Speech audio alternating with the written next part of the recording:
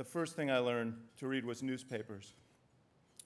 Fired by conversation around our dinner table and the ferment of the times, I was fascinated by news and politics at a very early age. I remember hearing the thump of the newspaper hitting our apartment door every morning and racing to be the first one to grab it. And like everyone in the early 90s, I wanted to be a newspaper man. But over time, the economics of the newspaper business and the nature of news coverage began to change. Many of you have lived and are continuing to live through those changes, and I don't need to recap them here. When I began reporting, the news cycle was 24 hours, not 30 minutes. There was no cable or internet. The pacing was different, as were the competitive pressures. Reporters were not asked to file 5 or 6 times a day on 3 or 4 platforms, to blog and to tweet. I just wanted to say tweet.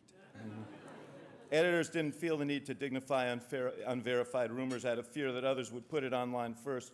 There was more time for real reporting and for thoughtful reflection. Don't get me wrong, the internet and the availability of the latest news when you want it has enormous value, but it also has contributed at times to sloppy journalism and dumbed-down public debate. What passes for news sometimes gushes out before it should. Stories no longer need to be backed up by multiple credible sources. Cable sometimes becomes the forum for polar extremes, providing entertainment rather than a place that enriches the public dialogue.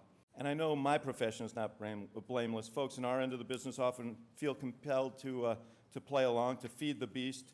That's why more than ever, we need the true public thinkers, people who take the time to ponder and reflect and examine issues in a usefully provocative way, serious people with serious ideas, people like David Brooks.